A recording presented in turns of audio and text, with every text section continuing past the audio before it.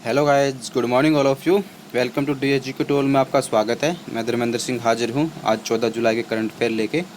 कृपया वीडियो को अंत तक देखें और ज़्यादा से ज़्यादा लाइक शेयर एंड सब्सक्राइब करें और अपने स्टडी रिलेटेड ग्रुप उनमें स्पेशली ज़्यादा से ज़्यादा शेयर करें। तो दोस्तों, अब आते हैं आप अपने करंट सेशन की तरफ। दोस्तों, आज का हमारा पहला क्वेश्चन है, हाल ही में किस राज्य सरकार ने दूध और उसके उत्पादों की शुद्धता सुनिश्चित करने के लिए अभियान चलाया है? तो दोस्तों, ये क्या चीज़ है?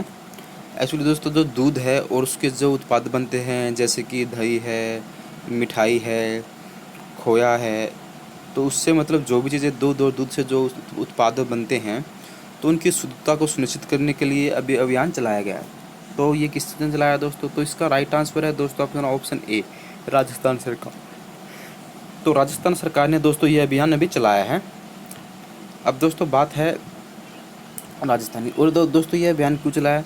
क्योंकि दोस्तों आजकल आपको पता है कि हर एक चीज़ में बहुत ज़्यादा मिलावट, और ख़ासकर दूध में। जैसे कोई बर्फ़ी बनाता है तो उसके अंदर पता नहीं अलग अलग चीज़ें, कोई मैदा मिला जाता है, मतलब उसकी क्वालिटी बहुत अच्छी नहीं होती। आजकल दूध है, दूध में बहुत ज़्यादा पानी मिलाते हैं, और जो थैली का दूध आता था उसकी क्वालिटी का तो खैर कुछ कहना ही नहीं, वो तो नेचुरल है ही नहीं। तो उस तरीके से उसी को लेके सरकार ने अभी ये अभियान चलाया है। अब चलाया है दोस्तों राजस्थान सरकार ने। तो आइए राजस्थान के बारे में जानते हैं। तो राजस्थान की कैपिटल है दोस्तों जयपुर। ठीक है दोस्तों। और जयपुर को दोस्तों किसी और नाम से भी जानते हैं। उसका क्या नाम है दोस्तों? तो उसको बोलते हैं दोस्तों पिंक सिटी। पिंक सिटी को जयपुर को पिंक सिटी के नाम से भी जानते हैं। और दोस्तों अभी अगर हम करंट से रिलेट करें तो जयपुर को अभी लेटेस्ट ही क्या है, वर्ल्ड हेरिटेज साइट के अंदर भी इसको इंक्लूड किया गया है। ठीक है। और यहाँ के जो चीफ मिनिस्टर हैं दोस्तों वो हैं अशोक गहलोत, और जो गवर्नर हैं वो है कलराज मिश्र। और यहाँ की लोकसभा सीटें हैं 25, राज्यसभा 10, और विधानसभा सीटें हैं दोस्तों 200। टोटल नंबर ऑफ डिस्ट्रिक्ट हैं 33। ठीक है दोस्तों। अब आप थोड़ी सी बात करते हैं कि राजस्थान सरकार ने अभी तक मतलब क्या क्या इनिशिएटिव स्टार्ट किए हैं, उसके बारे में थोड़ा डिस्कस करते हैं। अभी कुछ टाइम पहले ही दोस्तों राजस्थान सरकार ने स्वास्थ्य मित्र नियुक्त किया गया था। अब यह स्वास्थ्य मित्र नियुक्त किया है दोस्तों, इसमें क्या है कि जो आशा वर्कर होती हैं उनको घर घर, जो मतलब आशा वर्कर का काम क्या होता है दोस्तों, घर घर जाके किसी मतलब चीज़ों का प्रचार करना, या कोई भी जो सरकारी जो गवर्नमेंट योजनाएं होती हैं उनको इम्प्लीमेंट करना। तो ये घर घर जाके क्या ये चेक करेंगे कि कोई कोरोना वायरस से पीड़ित तो नहीं है, या उसमें कोई इस तरह का कोई लक्षण तो नहीं है। तो ये स्वास्थ्य मित्र नियुक्त किया गया है इन्होंने। और एक राज सिटीजन ऐप्स भी, राजकोप सिटीजन ऐप्स, ये जो राजस्थान की पुलिस है उसके द्वारा दोस्तों ये किया गया है। एक स्माइल ई लर्निंग प्लेटफॉर्म।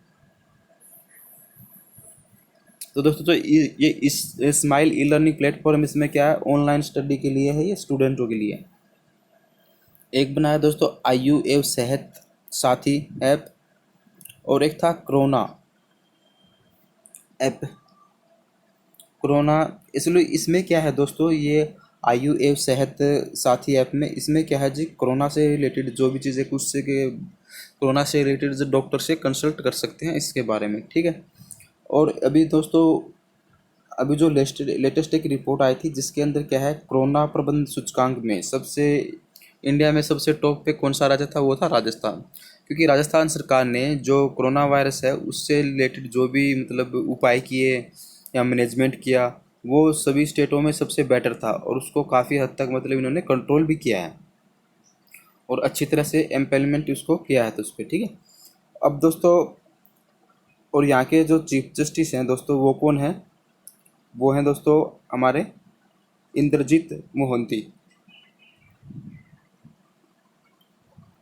अब दोस्तों बात राजस्थान की है, तो राजस्थान के बहुत ज़्यादा फेमस चीज़ क्योंकि तो राजस्थान टूरिस्ट प्लेस, बहुत अच्छा टूरिस्ट प्लेस है। अब दोस्तों बात राजस्थान की है, तो राजस्थान का जो मरुस्थल है, राजस्थान का मोस्टली एरिया क्या है, मरुस्थल है। और यहाँ पे जैसे सरिस्का नेशनल पार्क है, रणथंभौर नेशनल पार्क है, डेजर्ट नेशनल पार्क है, ये यहाँ की काफ़ी फेमस फेमस नेशनल पार्क है। और दोस्तों अगर ऑल ओवर इंडिया की बात करें तो टूरिस्ट प्लेस में राजस्थान बहुत अच्छे है, क्योंकि यहाँ पे जितने भी राजा महाराजाओं के जो पुराने किले होते हैं वो सबसे ज़्यादा राजस्थान के अंदर ही हैं। यहाँ की संस्कृति जो राजा महाराजाओं की बहुत तगड़ी विरासत है। यहाँ पे अभी भी आपको महल टाइप के मतलब काफ़ी बड़े बड़े महल, कुछ खंडर हैं तो कुछ उनको अच्छी हालत में भी मिल जाएंगे वहाँ पे देखने को। अब आते हैं दोस्तों अपने क्वेश्चन नंबर 2 पे। हाल ही में किस देश ने दूरदर्शन को छोड़कर सभी भारतीय न्यूज़ चैनल पर प्रतिबंध लगा दिया है?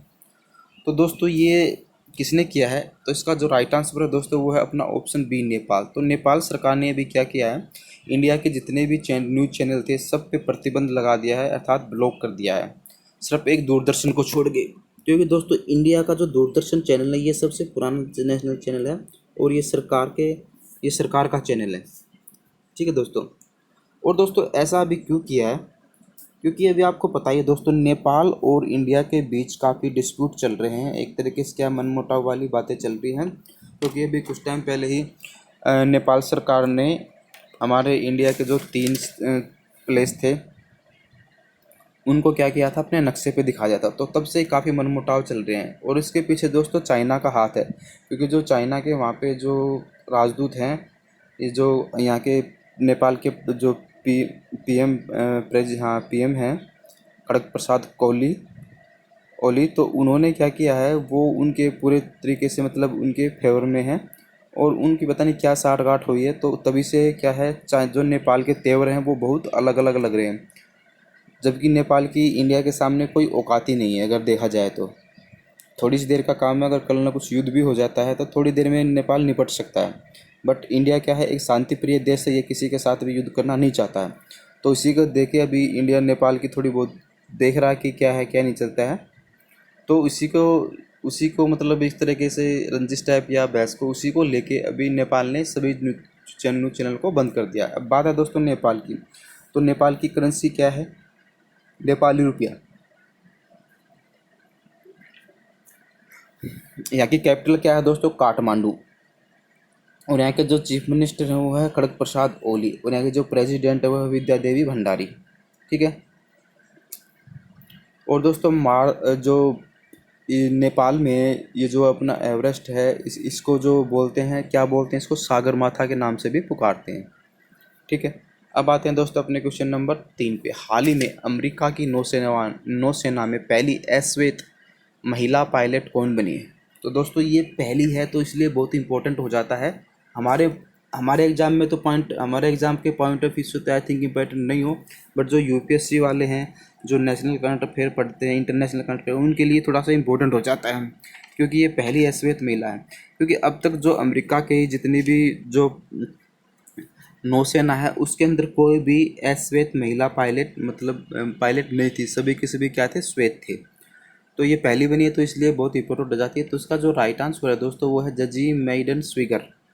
ठीक है दोस्तों, जेजी मेडलिन स्विगर, ये मेडलिन स्विगर है दोस्तों। अब बात है अमेरिका की। तो अमेरिका की दोस्तों कैपिटल क्या है? Washington DC. और यहाँ के जो प्रेसिडेंट वो हैं डोनाल्ड ट्रंप। आजकल दोस्तों डोनाल्ड ट्रंप भी बड़ी सुर्खियों में छाए हुए हैं।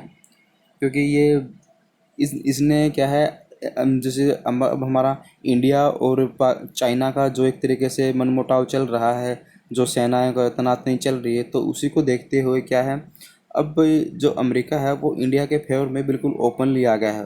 उन्होंने जो हिंद महासागर है, तो और वहाँ पे हिंद महासागर और जो जापान वाला जो कोस्टल एरिया है वहाँ पे अपनी मतलब कुछ युद्धपोत भी भेज दिए थे। तो उसी के लेकर काफ़ी चर्चा में रहते हैं डोनाल्ड ट्रंप। और यहाँ की करेंसी है दोस्तों डॉलर, मतलब यूएस से डॉलर। ठीक है दोस्तों।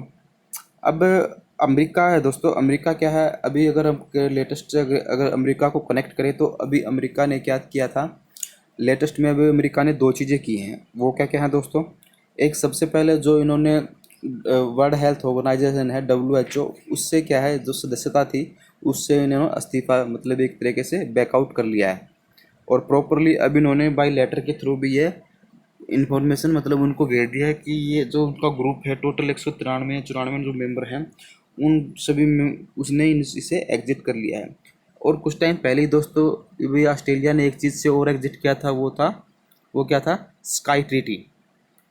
एक्चुअली दोस्तों स्काई ट्रीटी में होता क्या था कि जो जिन जिन कंट्रियों के बीच में स्काई ट्रीटी है, तो उस कंट्रियों की जो सीमाएं हैं उसके अंदर किसी भी देश का, जो देश आपस में एक दूसरे से संधि से कनेक्ट हैं, किसी भी देश का जो एरोप्लेन या फिर हेलीकॉप्टर जा सकता था और उसको ये कोई भी नुकसान नहीं पहुंचाते थे। बस शर्त ये थी कि उस एरोप्लेन या हेलीकॉप्टर में कोई भी आर्मड या मतलब इस तरह कोई हथियार ना हो। तो जाके वो देख सकता था, एक तरीके से क्या जासूसी भी कर सकता था। उसको ये कुछ नहीं कर सकते संधि के कारण। तो अमेरिका ने इस संधि से भी क्या है, बैकआउट कर लिया है। ठीक है दोस्तों, अब आते हैं अपने क्वेश्चन नंबर। और दोस्तों कोरोना के मामले में ऑल ओवर वर्ल्ड में जो सबसे ज़्यादा मामले हैं वो किसके अंदर हैं, वो अमेरिका के अंदर हैं। और जो अपना इंडिया है दोस्तों वो अभी थर्ड पोजीशन पे है, फोर्थ पोजीशन पे है। आई होप ये पोजीशन और ऊपर ना बढ़े, बट जिस हिसाब से केस दिन ब दिन बढ़ते जा रहे हैं शायद जल्दी ही यह थर्ड नंबर पे आ जाए, क्योंकि पहले पे है अपना यूएस से, दूसरे पे है ब्राज़ील, और फिर है रसिया, और फिर है इंडिया का नंबर आता है। ठीक है दोस्तों, अब आते हैं दोस्तों अपने क्वेश्चन नंबर 4 पे। अब 4 का दोस्तों क्या है, हाल ही में किस राज्य सरकार ने कोविड-19 की वजह से सभी विश्वविद्यालय की परीक्षाओं को रद्द कर दिया है। तो दोस्तों तो जितने भी विश्वविद्यालय की वजह से, तो डीयू का है, डीयू के अंदर जितने भी अंडर कॉलेज आते हैं उनकी सबकी परीक्षाएं क्या हैं, भी रद्द कर दी हैं। अब क्या करेंगे, उनको ये अगली क्लास में प्रमोट कर देंगे बगैर किसी एग्ज़ाम के कुछ भी। क्योंकि दोस्तों अभी दिल्ली के अंदर जो कोरोना का कहर है वो बहुत चरम पे है, डेली बहुत ज़्यादा केसेस बढ़ते जा रहे हैं। तो उसी को देखते हुए अब इन्होंने ये डिसीजन लिया है। अब दोस्तों बात है दिल्ली की, तो दिल्ली के बारे में थोड़ा जान लेते हैं। दिल्ली की जो दिल्ली के दोस्तों जो सीएम है वो है अरविंद केजरीवाल, और यहाँ के जो लेफ्टिनेंट गवर्नर हैं वो है अनिल बैजल। अब दोस्तों जो केंद्र शासित प्रदेश होते हैं वहाँ पे लेफ्टिनेंट गवर्नर होते हैं, और जो राज्य होते हैं वहाँ पे गवर्नर होते हैं। ठीक है दोस्तों, ये चीज़ें हमें नोट कर लेनी चाहिए, ये हमारे मतलब एग्जाम पॉइंट से हमारे बेसिक नॉलेज के लिए बहुत इंपॉर्टेंट है। अब अब दोस्तों बात दिल्ली सरकार की है, तो दिल्ली सरकार ने कुछ टाइम पहले ही दोस्तों 5T प्लान लॉन्च किया था, और एक इन्होंने किया था ऑपरेशन शील्ड। ये भी इन्होंने भी दिल्ली सरकार ने कुछ टाइम पहले ही लॉन्च किया था। एक आईआईए ने दिल्ली पुलिस के साथ मिलकर एक आयु रक्षा भी शुरू किया था। ठीक है दोस्तों, और दोस्तों भारत में जो पहला प्लाज्मा बैंक है वो कहाँ है, वो दिल्ली के अंदर बना है। अब दोस्तों ये प्लाज्मा बैंक क्या होता है, थोड़ा हम उसके बारे में बताते हैं आपको। एक्चुअली दोस्तों प्लाज्मा बैंक होता क्या है, जैसे कि अब आपको पता है जो कोविड-19 के मरीज हैं, बहुत से लोगों की मतलब जो ठीक होके भी आ रहे हैं, अच्छी क्रिटिकल कंडीशन में जाने के बाद वो ठीक होके रिकवर होके आ रहे हैं। तो क्या होता है, उनके शरीर के अंदर एक एंटीबॉडी बन जाता है, और वो एंटीबॉडी में क्या होता है, उस एंटीबॉडी से प्लाज्मा निकाल लेते हैं डॉक्टर, और उस प्लाज्मा को स्टोर करके रख लेते हैं अपने पास। अब जब नेक्स्ट टाइम जब भी किसी जो कोविड-19 का मरीज है, तो क्या करते हैं, वो प्लाज्मा उसमें इंजेक्ट कर देते हैं, और वो प्लाज्मा उसके शरीर में जा क्या है, प्रतिरोधक क्षमता है उसको बढ़ा देता है, और धीरे धीरे वो उसको क्या है, ठीक होने लगता है, जो उसकी इम्यूनिटी पावर वो स्ट्रॉन्ग हो जाती है प्लाज्मा से। तो ऐसा ये बैंक बना है, इसमें क्या होता है, जो भी कोविड-19 के मरीज जो ठीक होकर जाकर वो अपना प्लाज्मा वहाँ पे डोनेट कर सकते हैं। तो इसी को लेकर भी, और इसी को लेकर भी दोस्तों कुछ टाइम से भी जो दिल्ली के सीएम है अरविंद केजरीवाल, उनका टीवी पर एडवर्टाइजमेंट भी आता है। ठीक है दोस्तों, और अभी कुछ टाइम पहले ही दोस्तों दिल्ली ने जो वाइन थी उस पर 70% टैक्स लगाया था अलग से। जो उसका मैं फॉर एग्जांपल अगर कोई दारू 100 रुपये की, तो 70% 170 रुपये की दारू वो पड़ रही थी। तो ये जो 70% जो है टैक्स था वो कोरोना टैक्स था, और ये ऐसा करने वाला पहला राज्य बना था। ठीक है दोस्तों, अब दोस्तों बात दिल्ली की है, तो अभी दिल्ली में क्या है, अभी जो रेलवे ने है 500 कोच अभी दिल्ली को दिए थे, जिनके अंदर आइसोलेशन वार्ड बना रहे थे, मतलब जो कोरोना 19 के मरीज हैं। और दोस्तों एशिया का सबसे बड़ा कोरोना का जो मतलब हॉस्पिटल है वो कहाँ पे है, वो दिल्ली के अंदर छतरपुर में राधा स्वामी जो आश्रम है उसमें बनाया गया है, जिसमें 10,000 बेडों की कोविड-19 के 10,000 बेडों की सुविधा है। यह अपना एशिया क्या पूरे वर्ल्ड का सबसे बड़ा सेंटर है इस तरह का। और दोस्तों बात अगर हम दिल्ली की करें, तो दिल्ली इंडिया की कैपिटल कब बनी थी दोस्तों, इसके बारे में थोड़ा डिस्कस करें। 2011 में क्या किया था, एज ए कागजों में क्या किया था, दिल्ली को मतलब पहले कैपिटल क्या थी दोस्तों, कोलकाता। तो कोलकाता को 2011 में दिल्ली शिफ्ट कर दिया था, बट वो कागजों में थी। और ये जग हुई कब थी, एक्चुअल में कब बनी थी, ये 13 फरवरी 1981 में यह राजधानी बनी थी, और 1927 में इसका नाम न्यू दिल्ली पड़ा था। ठीक है दोस्तों, ये अपने हो गए इतने फैक्ट दोस्तों न्यू दिल्ली के बारे में। अब आते हैं अपने क्वेश्चन नंबर 5 पे। अब दोस्तों बात क्वेश्चन नंबर 5 की है, तो इसका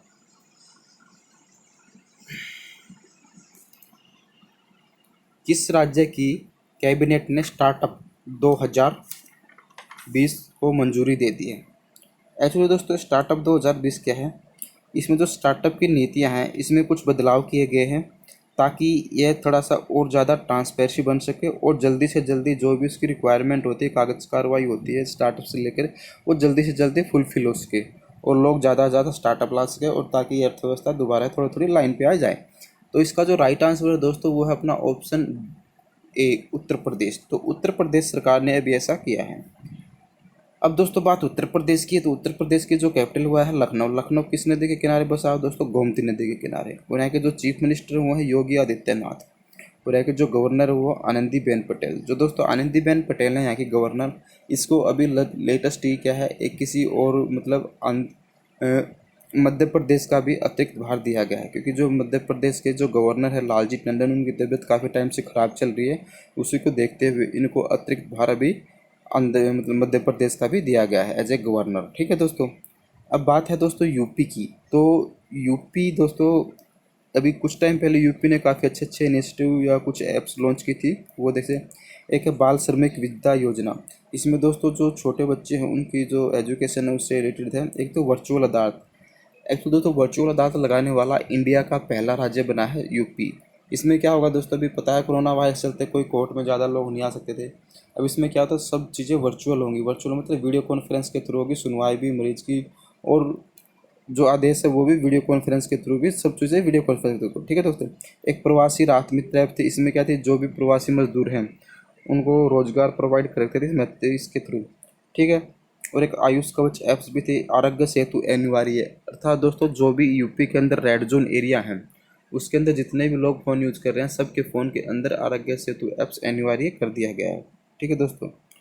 और अभी दोस्तों यूपी सरकार ने क्या किया था, जो पीपी किट है उस पर 50% डिस्काउंट दिया था। वो डिस्काउंट सिर्फ उन्हीं हॉस्पिटलों को दिया गया है दोस्तों जो हॉस्पिटल सरकारी रेट पे कोरोना का इलाज कर रहे हैं। और अभी दोस्तों कुछ टाइम पहले ही क्या था कि यूपी में क्या था, 800 किलोमीटर का एक हर्बल रोड बना गया। हर्बल रोड का मतलब क्या है, रोड के चारों तरफ वैसे सिंपल पौधे नहीं होंगे, जो हर्बल पौधे होते हैं वो होंगे, जैसे नीम है, आंवला है, तुलसी है, सिकाकाई है। तो इस तरह के जो पौधे हैं वहाँ पे लगाए जाएंगे। ठीक है दोस्तों, जो औषधि में यूज होते हों। और अभी कुछ टाइम पहले ही दोस्तों यूपी सरकार ने गौ अधिनियम में भी संशोधन किया था। अब इसमें क्या था कि जो अगर पाया गया उसको 5 साल की 10 साल तक की सज़ा का प्रावधान था और 5 लाख तक का जुर्माना भी इन्होंने किया था। ठीक है दोस्तों, इतना हो गया अपना यूपी के बारे में।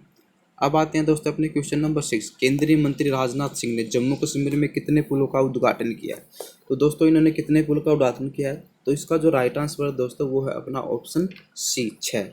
तो टोटल 6 पुलों का भी इन्होंने उद्घाटन किया है।